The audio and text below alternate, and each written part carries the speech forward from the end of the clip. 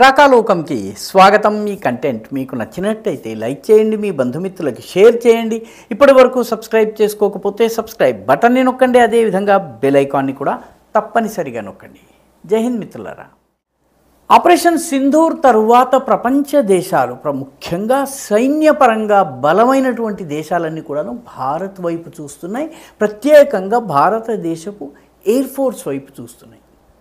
భారతదేశపు air force operation సింధూర్ని organise చేసిన విధానము, నిర్వహించినటువంటి విధానము, ముగించినటువంటి విధానము, తాను లక్ష్యాల ఎంపిక నుంచి లక్ష్య సాధన వరకు చేపట్టినటువంటి చర్యలు, ఏమేం చేసింది, ఎలా చేసింది, రకరకాల వెపన్ సిస్టమ్స్ని, డిఫెన్స్ సిస్టమ్స్ని, ఇన్ఫర్మేషన్ని ఏ రకంగా, ముఖ్యంగా ఎలక్ట్రానిక్ వార్ఫేర్కి సంబంధించినటువంటి రకరకాల ఎక్విప్మెంట్ని ఏ రకంగా ఇంటిగ్రేట్ చేసింది, దీనిపైన ఇప్పుడు ప్రపంచంలోని చాలా దేశాలు ఆసక్తి కనపరుస్తున్నాయి. ఎందుకంటే 4 రోజుల్లో పాకిస్తాన్ ఏదన్నా చెప్పుకోవచ్చును, మన దేశంలో ఉన్న కొందరు ఎన్ని రఫేల్స్ కూలిపోయినాయని చెప్పేసి ప్రశ్నలు వేయవచ్చును, వేస్తూనే ఉండవచ్చును. జవాబు ఇచ్చిన తరువాత కూడా ప్రశ్నలు వేస్తూనే ఉండవచ్చు. ఎందుకంటే అడిగేవాడికి చెప్పేవాడు లోకువ.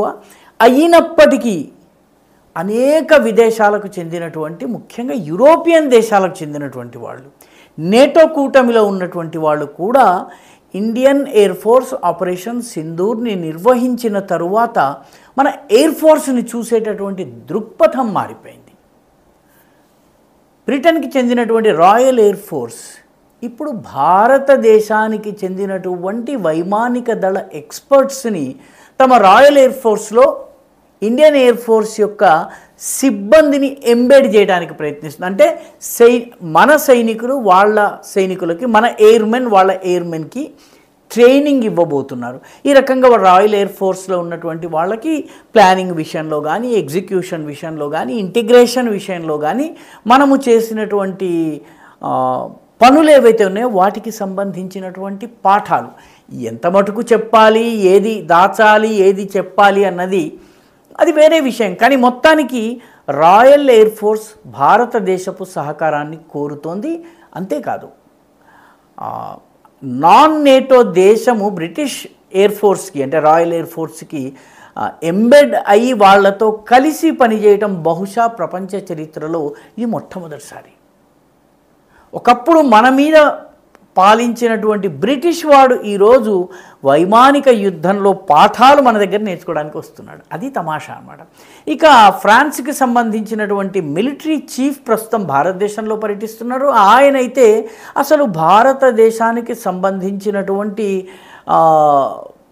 కౌంటర్ డ్రోన్ సిస్టమ్స్ ఏవైతే మనము పాకిస్తానీ డ్రోన్స్ని ధ్వంసం చేసే సిస్టమ్స్ డెవలప్ చేశామో, ప్రయోగించామో సఫలతాపూర్వకంగా, వాటి గురించి తెలుసుకునేందుకు లాయిటర్ మ్యూనిషన్స్ అంటే డ్రోన్ అటాక్స్కి సంబంధించి, అదేవిధంగా మిసైల్స్, మనము ప్రయోగించినటువంటి మిసైల్స్ గురించి తెలుసుకునేందుకు, వాటి గురించి నేర్చుకునేందుకు, అవసరమైతే కొనుగోలు చేసేందుకు ఫ్రాన్స్ మిలిటరీ చీఫ్ భారతదేశంలో ఉన్నారు. We're interested to study India's air ఫోర్స్కి సంబంధించిన సిస్టమ్స్ అని అంటున్నారు. అంటే భారత్ నుంచి పాఠాలు నేర్చుకుంటామని చెప్పి అంటున్నారు. ఎందుకంటే ఇంత షార్ట్ వార్లో పాకిస్తాన్ని మోకాళ్ళ మీద కూర్చోబెట్టగలగడం బహుశా ఏ దేశము చేయలేదు. లక్ష్యాల్ని సాధించింది. పాకిస్తాన్ మళ్ళీ రెచ్చిపోయి ఏదో యుద్ధం చేస్తే ఆపరేషన్ సింధూర్ 2.0 ఉండనే ఉంది. ముఖ్యంగా పినాకా మల్టీ బ్యారెల్ లాంచర్స్ గురించి కూడా ఫ్రెంచ్ వాళ్ళకి చాలా ఆసక్తి ఉంది. వాళ్ళకి మన ఎలక్ట్రానిక్ వార్ఫేర్కి సంబంధించి శత్రువు యొక్క సిస్టమ్స్ని జామ్ చేసే విధానం గురించి తెలుసుకునేందుకు మాకు చాలా ఆసక్తి ఉంది, మాకు చెప్పండి అని చెప్పి ఫ్రెంచ్ మిలిటరీ చీఫ్ భారత సైన్యాధికారుల్ని, ముఖ్యంగా వైమానిక దళాధికారుల్ని అడిగారు. ఇప్పుడు ఫ్రాన్స్ కావచ్చు, బ్రిటన్ కావచ్చు, దీంతోపాటు గ్రీస్, మన దేశం చేసినటువంటి ఐఎస్ఆర్ ఆపరేషన్స్, ఐ అంటే ఇంటెలిజెన్స్, ఎస్ అంటే సర్వేలెన్స్, మూడవది ఆర్ అంటే రికనైజాన్స్. ఈ మూడు కూడాను నిఘాకి సంబంధించినటువంటి వేరువేరు అంశాలు. వీటి గురించి భారత్ యొక్క వైమానిక దళం ఎలా పనిచేసింది, శాటిలైట్ ఇన్ఫర్మేషన్, తర్వాత మన డ్రోన్ నుంచి తీసినటువంటి ఇన్ఫర్మేషన్, విమానాలు తీసుకొచ్చినటువంటి ఇన్ఫర్మేషన్, ఆన్ ద గ్రౌండ్ ఉన్నటువంటి గూఢచారులు మనకి పంపించినటువంటి ఇన్ఫర్మేషన్ వీటన్నిటిని ఎలా కొలేట్ చేసుకుని అన్నిటిని సమన్వయపరుచుకుని ఏ రకంగా దాడి చేసింది వీటన్నిటిని స్టడీ చేయడం కోసము ఇప్పుడు గ్రీస్ కూడా ముందుకు వస్తుంది. ఎందుకంటే గ్రీస్ మనకి అయితే నేరుగా మనల్ని ఇండియన్ కాంబాట్ డేటా కావాలని అడిగింది. అంటే మీరు యుద్ధము చేసిన ప్రక్రియ మాకు నేర్పండి అని అడుగుతోంది. ఎందుకంటే మనకి పాకిస్తాన్ ఎలాంటిదో గ్రీస్కి టర్కీ అలాంటిది. టర్కీ కూడా డ్రోన్ దాడులు చేస్తుంది. నిజానికి ఆపరేషన్ సింధూర్ సమయంలో కూడా పాకిస్తాన్ టర్కిష్ డ్రోన్స్నే వాడింది. కాబట్టి పూర్తిగా ఇంటగ్రేటెడ్ ఎయిర్ వార్ఫేర్ సమన్వితమైనటువంటి వైమానిక యుద్ధం ఎలా చేయాలన్నది నేర్చుకునేందుకు గ్రీస్ ఇప్పటికే హెలెనిక్ ఎక్సర్సైజెస్ అని ఇరు దేశాల ఎక్సర్సైజెస్ ప్రారంభమైనవి. సిమిలర్ మన దేశం వంటి టాక్టిక్స్ని ఎలా ఉపయోగించాలన్నది అధ్యయనం చేస్తోంది. మరోవైపు ఫిలిప్పీన్స్ $200 బిలియన్ విలువైనటువంటి ఆకాశ్ సిస్టమ్స్ని కొనుగోలు చేసే వ్యవస్థని ఆల్మోస్ట్ ఫైనలైజ్ చేసింది. వియత్నాం బ్రహ్మోస్ని కొనుగోలు చేస్తోంది. ఈసారి యుద్ధంలో మనము బ్రహ్మోస్ని అత్యంత ప్రభావవంతంగా ఉపయోగించాము.